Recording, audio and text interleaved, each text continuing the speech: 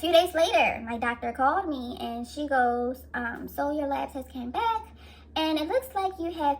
Hey guys, welcome back to my channel. I hope my shirt isn't too much. I don't think so. Let me just pull it down a little bit. Put this right here. Okay, hey you guys, welcome back to my channel. So today, is it really an exciting video? Kinda. If you watched my previous 2 videos about the reason why I did the goddess detox pearls video, do you understand why it could be a little bit exciting? Because now I do have some answers. Okay, so in that video, I'm gonna so in that video, I covered reasons why I did the detox pearls. Now I'm gonna do a little rundown, but if you haven't seen the video, I suggest you go to watch it because I'm not gonna like really go into details about it in this video. This is a new, different video about different things. So the reason why I did do the goddess detox pearls in the first place was, first of all, to cleanse the inside of my uterus. It's a lot of reasons why people do the detox, but my main reason was to get my period back. Because, okay, so I was on Depo for 2.5 years.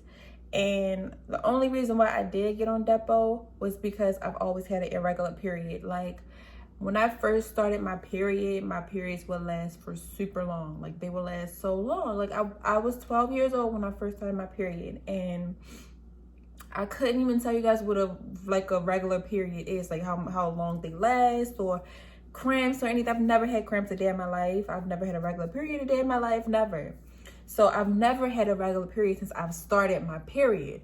So imagine bleeding heavily for, you know how periods usually last up to 7 days, I guess.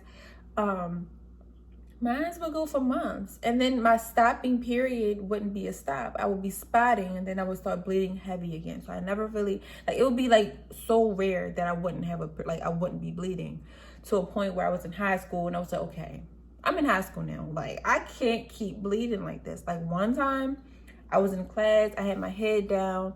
My period was so heavy, super heavy, and I was taking a nap in class. Okay, if you're in school, don't listen to me. I was, a bad student, kind of. But I was in class, I was asleep. I woke up and I knew something was off. I could feel the blood like come up my behind my backside, right? So I was like, oh my gosh, I know for a fact I just bled through these khaki pants, because we had a uniform. Our uniform was khaki pants, like the light pants. So I knew I bled through my pants, but I didn't stand up right away. What I did was I leaned forward in my chair, right? And I looked down. I leaned up in my chair and I looked down. Little Behold's blood is on the chair. It wasn't like a blood scene. It wasn't like a crime scene, but it was definitely blood on the chair. So what I did was, what did I do? Okay, only thing I do remember is thank God it was like cold outside, and I had a hoodie, like a sweater or whatever, and I wrapped it around my waist and I left. When a bell rung, it was time for us to leave class, tied my hoodie up and I left. I think I did wipe the blood up because that was like going to be like really embarrassing if I didn't. But yeah, and that was like it for me. Like, when I bled through my pants, I think this was like 9th grade, 10th grade year. Once I bled through my pants, it was wraps. I was over it. I was done. I was like, I can't keep doing this. So, yeah, rewind me, fast forward, because I don't want this to be a long video. I'm just going to give a lot of y'all updates on everything. So, I didn't even mention this in my goddess detox pearl video. Like, I didn't mention none of this. Actually, I'm going to keep talking about it. So, yeah, when I was in high school, I finally got on birth control, but it wasn't Depo. I got on the pills, and the pills was to help induce a regular period. Didn't help me out. When I was taking the regular pills before, like, I got like the red pills to start the period. If you take birth control pills, you know what I'm talking about. So it would slow down my period. It wouldn't stop it completely. Like, it wouldn't stop it, Like, I wanted it to stop. You know what I'm saying? Like, I mean, did I want my period to stop? Kind of, because I dealt with my period majority, like, of my life, because I bled almost every day. So I was like, okay, I can't keep doing this. I can't keep living like this. So the pills wasn't working. So I stopped taking the pills, and I wasn't on birth control anymore. Like, the pills wasn't working. It was a waste of my time. It was a waste of me putting it inside my body for no reason. So I just dealt with the blood. I went to college, still bleeding. Had no reason why. I mean, I had no understanding why I was still bleeding. I never knew why my period was so heavy. I've seen doctors multiple times. Now this is like really important. Like, when I say it's like, this part is like really important. Okay, so I've always went to the doctors with any issues. Like, I've never had an issue as a teenager going to the doctor about my problems, because I mean, I thought I could trust the doctors, right? So I would go to the doctors, voice my opinions, and then they would like not have an answer for me. No one would know what was going on. One doctor said, okay, because my periods were so heavy, I would like take tissue and wrap it a lot and put it on top of my pad, because I would bleed like through my pad kind of. So I would put the tissue on top of the pad, right? Like, just put it on there so that can catch some of the blood too. So I told my doctor this, and my doctor was like, well, maybe there's tissue stuck up inside of there and it's trying to come out and it can't come out, so your period is super heavy. Thinking about it now, what? But then I was like, oh, well, I don't think that makes sense, but maybe that could be a problem. How could that be a problem when my periods were heavy as soon as I started when I was 12 years old, and I didn't even think to put tissue in my underwear until I was in high school? So that right there was like, okay, red flag of a doctor, number one. Number two, I went to a doctor to get my first pap smear, right? And I was voicing my opinion. I mean, I was telling her everything, how I have heavy periods. Around this time, I always had uterus pain. Like, sex was so painful, like, for me, before I learned how to mentally prepare myself for sexual encounters. It was super uncomfortable for me. So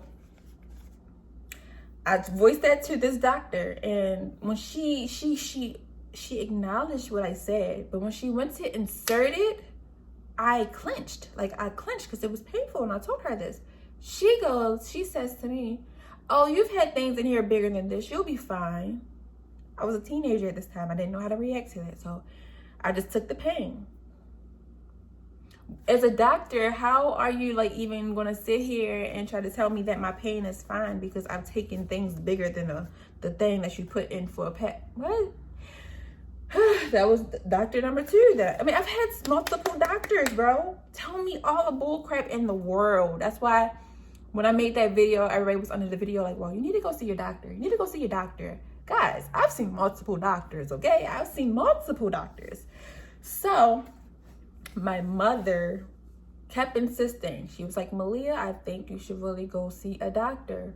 I said, Mom, these doctors they don't have any answers for me. They don't know what to tell me. They just tell me, they just tell me anything to, like, you know, to get me out their face. Like, they just tell me anything, you know? I finally listened to my mother. She told me she had a really good doctor. So I listened to her. So she told me she's a really good doctor. She did everything she could for her. I'm like, okay. It's like, okay. Do I really want to go to the doctor and have them tell me that everything is fine and they don't do whatever they can to help me?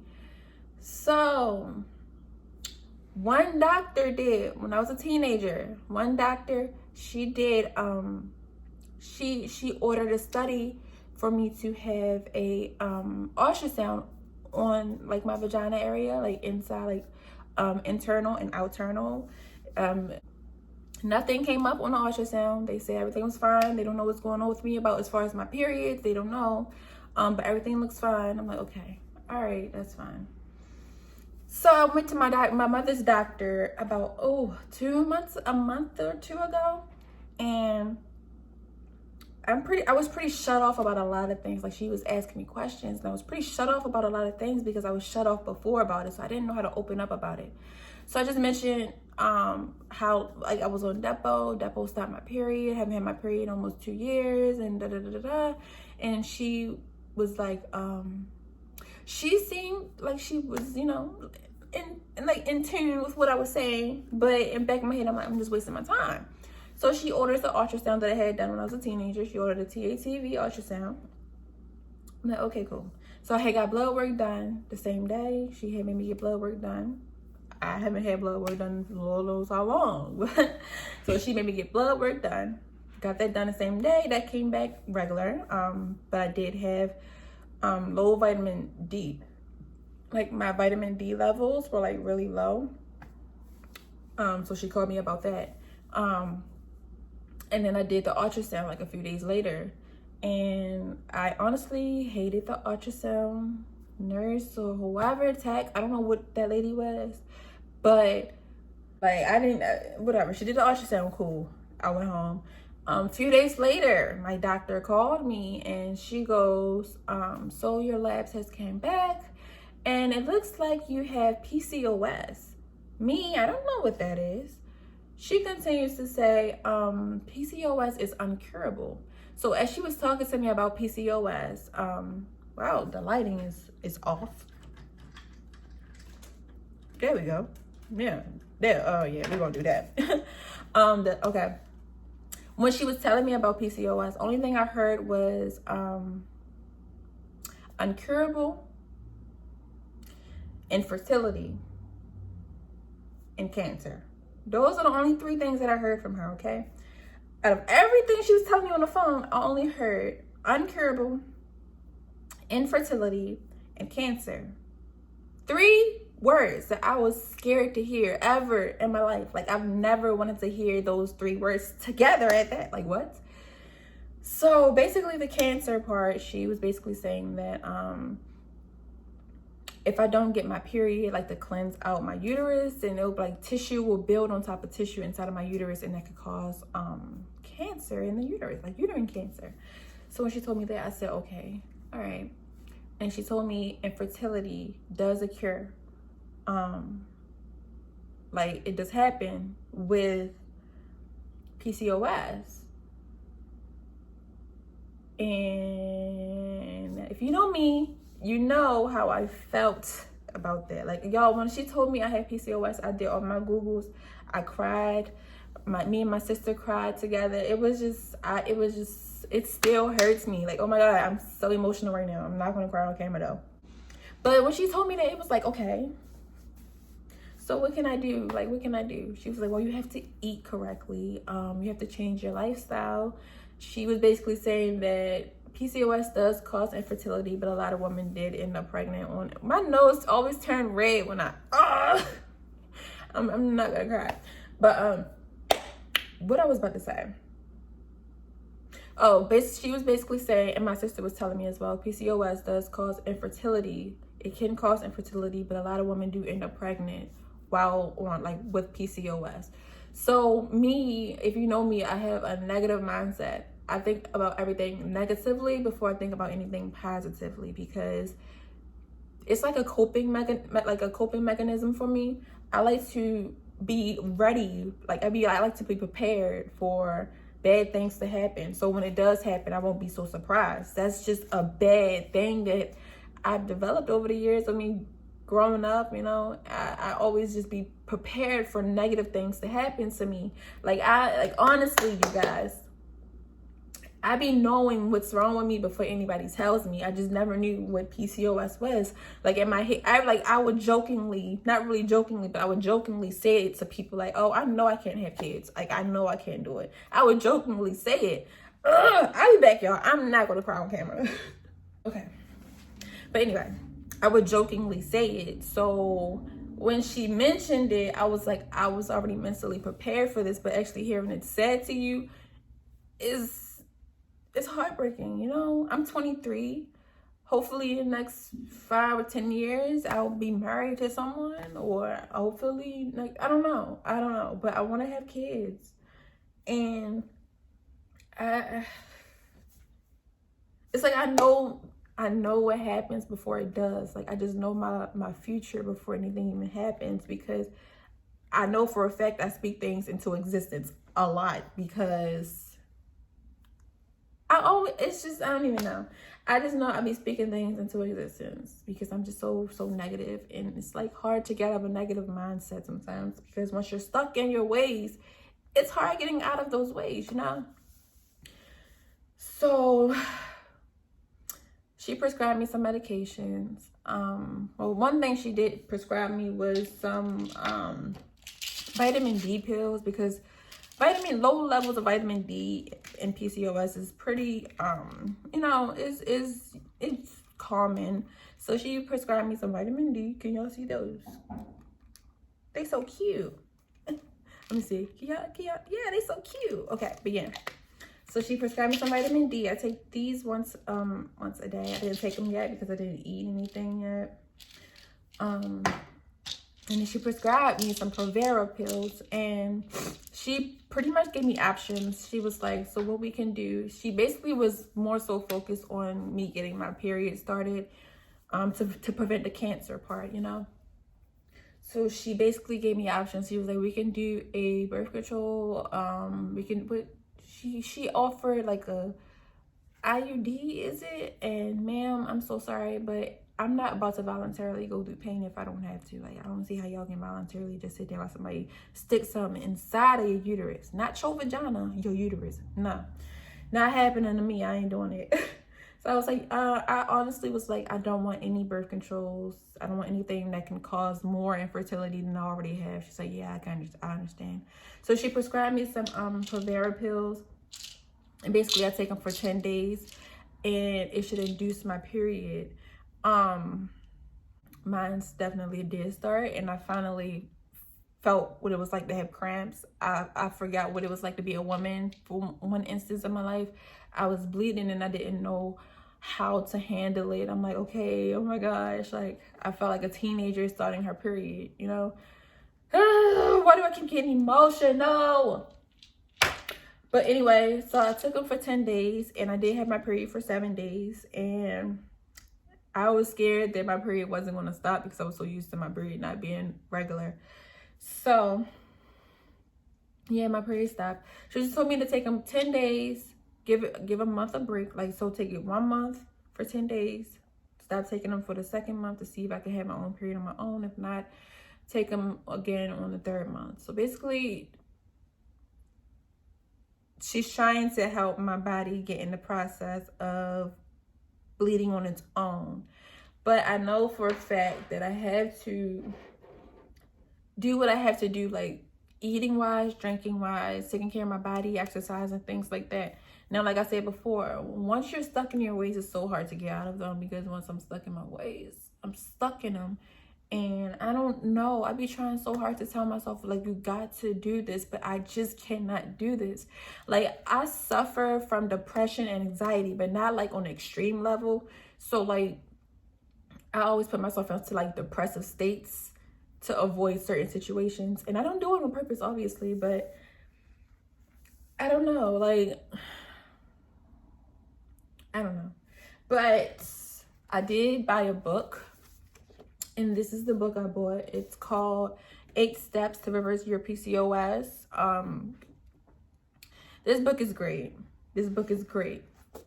But I can't even fathom to start the book. I started like 10 pages of the book, and then I shut down. I haven't touched this book in weeks. I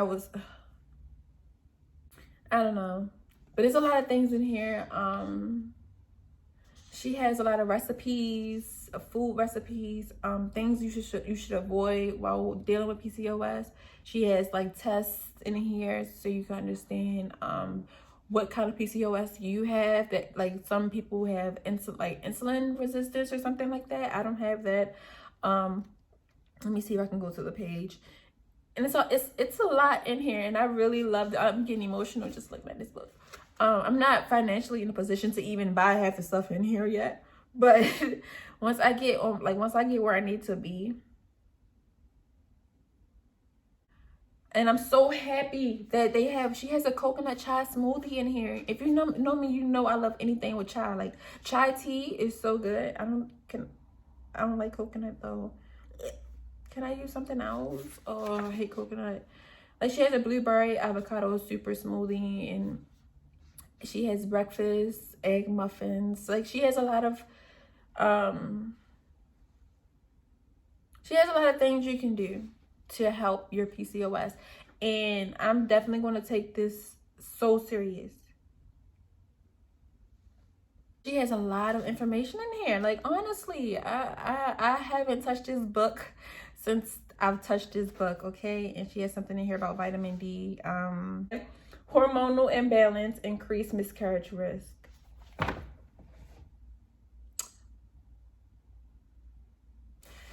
Let me get out this book, because that miscarriage, I would die, you know. Why did I do this to myself? Actually, I didn't even do this to myself. What happened to me?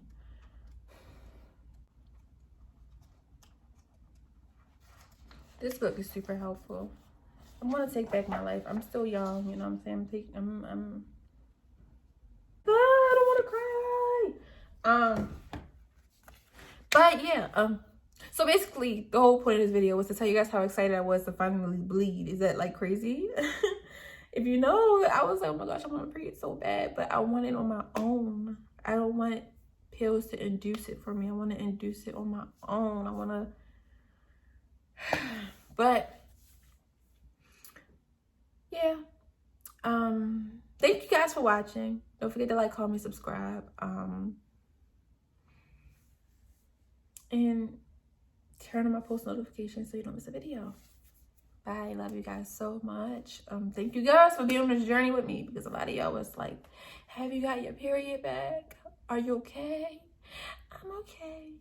I will be okay. Oh, I'm gonna cry. Okay, bye you guys. Love you. Bye.